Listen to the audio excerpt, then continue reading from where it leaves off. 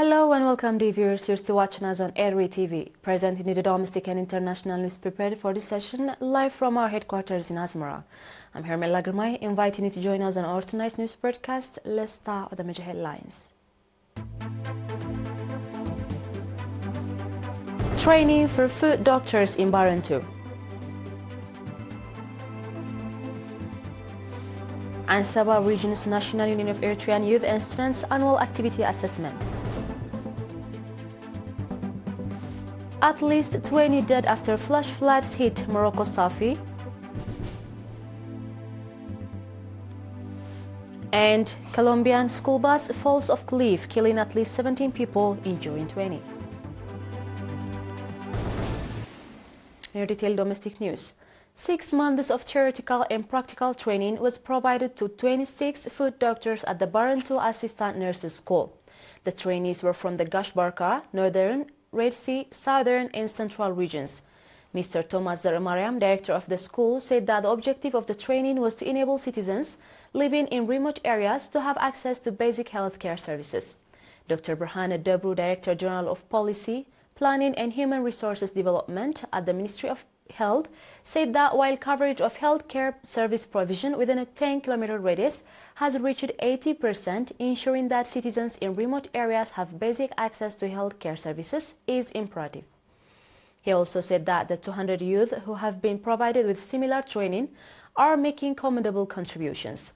A representative of the trainees, commending the training opportunity provided, expressed conviction to live up to the expectation of the people and government that have given them the opportunity.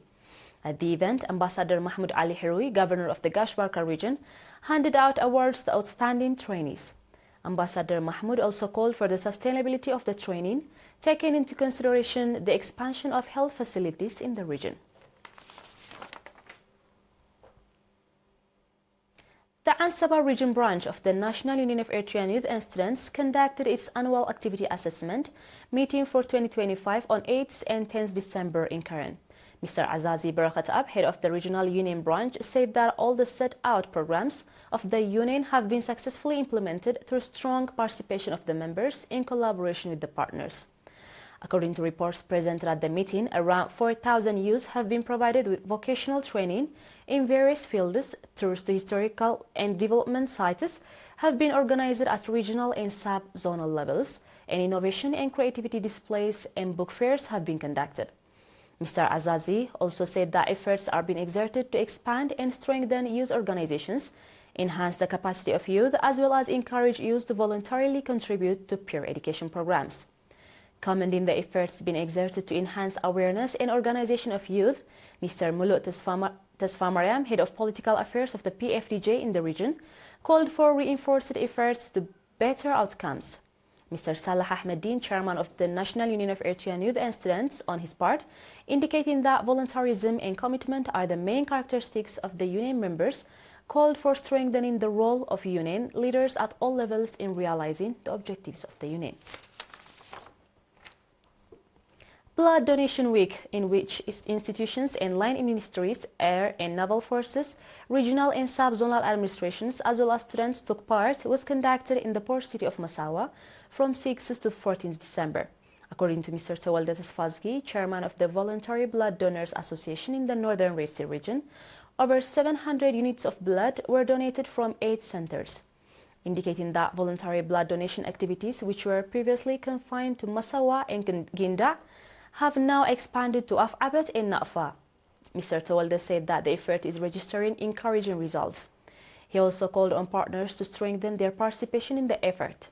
Mr. Mahari Abraham, head of blood donation services at the National Blood Transfusion Service, said that the initiative was organized by the Regional Voluntary Blood Donors Association.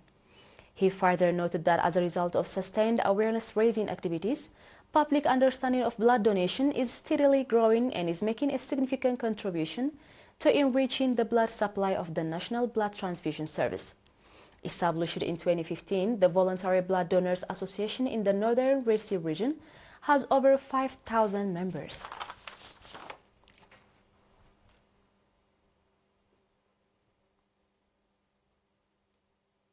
Dear viewers, do stay tuned for our international news right after the short break.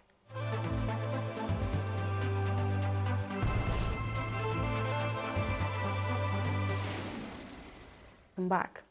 At least 20 people have been killed in flash floods triggered by torrential rains in Morocco's Atlantic coastal province of Safi on Sunday. This is according to authorities. Images on social media showed a torrent of muddy water sweeping cars and rubbish bins from the street in the town of Safi, located some 300 kilometers south of the capital, Rabat. At least 70 homes and businesses in the historic old city were flooded after just 1 hour of heavy rain, according to the authorities. In a statement, the Safi governorate said search and rescue operations were ongoing and necessary measures had been taken to secure the affected areas and provide support to residents. Morocco is experiencing heavy rain and snowfall in the Atlas Mountains following 7 years of drought that impeded some of its main reservoirs. The country's General Directorate of Meteorology said 2024 was Morocco's hottest year on record. Sunday's floods come shortly after a separate disaster last week, which saw 19 people dead and 16 injured by the collapse of 2 buildings in Morocco's historic city of Fez. At least 17 people, including students, were killed and 20 others injured after a school bus fell off a cliff in northern Colombia on Sunday, authorities said.